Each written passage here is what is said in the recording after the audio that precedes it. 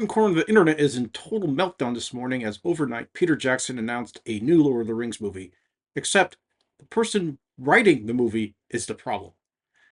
So last night, Peter Jackson posted his first of what will be many video blogs for The Hunt for Gollum. Now he did this for King Kong, and they eventually became the special features on the DVD of that release. And he likes to do this, all these behind the scenes stuff. So they're doing that for The Hunt for Gollum, and that's going to start filming in probably a couple months. The rumor is probably around May. But during that announcement, he announced that Stephen Colbert will be writing a new Lord of the Rings movie called The Shadow of the Past. Now, this has always been the plan to do two movies with The Hunt for Gollum, and we'll get into how this is interesting in a moment. But of course, one corner of the internet, if you look at X today, the anti-woke bots are in complete and total meltdown over Stephen Colbert writing a Lord of the Rings movie. Now, I'm no fan of Stephen Colbert, but I'm able to separate that from the fact that the guy is a Tolkien scholar on the level of above some professional Tolkien scholars. Um, Now he kind of turned that into a bit on his show where people would try to stump him on Lord of the Rings stuff, and I couldn't find the one of the original clips. It might have been the one with James Franco. I'm not sure, where he's spouting off the names of the Valar and all that from the Silmarillion. But the guy has a lot of Tolkien actually memorized, which is more than you could say for most Tolkien scholars. I love this clip here with him and Conan, where well, here you'll see. And I explained the difference between a Balrog and a demon. Very different, okay? Demons are angels who followed Satan into hell because he wouldn't serve God. Balrogs are Maya who followed Melkor to Thangorodrim because he wouldn't serve Eru. Totally different. Okay. This is, and so wait a minute. This ought to have footnotes. You said that this got you into trouble. Yes, How did it get you into trouble? Because, Conan, it's an obvious mistake. The Balrogs did not follow Melkor to Thangorodrim. They followed him to Utumno and then later to his fortress of Angbad that was guarded by the three mountains of Thangorodrim. He was in The Hobbit as a cameo, and I think that's probably where Jackson realized, hey, wait, this guy really knows this stuff more than we probably do. And so let's back this up a little bit and explain what The Hunt for Gollum actually is. Now, more than 20 years ago, before the Hobbit movies, this was after King Kong, Peter Jackson wanted to make The Hobbit, and it was going to be a two-movie thing. It wasn't going to be two movies of The Hobbit originally. Originally, it was going to be The Hobbit, and then the second movie was what they were calling the bridge film, which would take stuff from Fellowship of the Ring and be set between The Lord of the Rings and The Hobbit. Now, that bridge film was actually what The Hunt for Gollum became. It was going to be Aragorn and Gandalf searching for Gollum, and all the stuff from Dol Guldur and the White Council and stuff that's in The Hobbit, that came from this bridge film. So people are like, oh, they padded The Hobbit out. Well, that was stuff that they intended to put into the second movie. It was never intended to be part of The Hobbit, but they put that in The Hobbit to pad it out to make it into a trilogy. But that was always intended. Jackson always wanted to adapt that stuff. Now, when they did that, when The Hobbit became the two movies, that was after Del Toro. Del Toro was working on the one movie version, and then the bridge film was going to be someone else.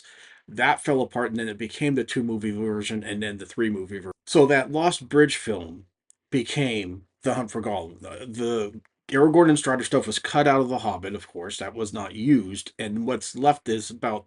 Now, in the book, Gandalf leaves Frodo after discovering the ring. He goes off to investigate. And in that time period, Gandalf gets Strider, and Strider goes off on this grand adventure. I mean, it's stuff that fans have actually kind of wanted to see for a long time. It's a really cool Strider, Ranger adventure. Now, the rumor is about the movie is that it's going to be Strider with a group of Dunedain Rangers looking for Gollum. And now, in the story, the way Tolkien told it, Strider tracks Gollum. They eventually find him. They take him to the Wood Elves. The Wood Elves, take him out for walks and everything, and that's how he escapes and gets captured by Mordor. So that's going to be The Hunt for Gollum.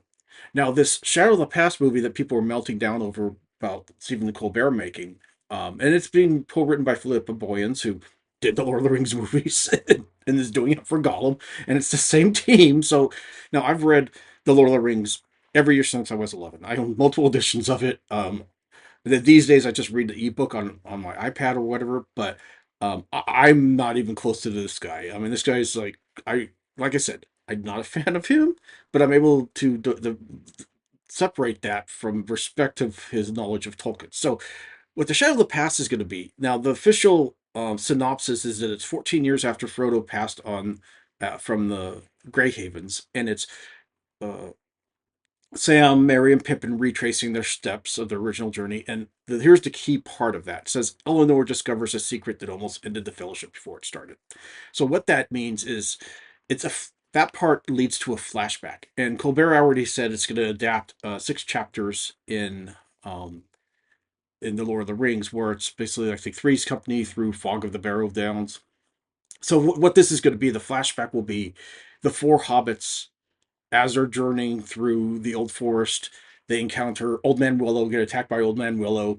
Then they meet Tom Bombadil and Goldberry, go through the Barrow Downs, and they get captured by the Barrow Right. So that's probably the main arc of the movie with the framing of the 14 years later.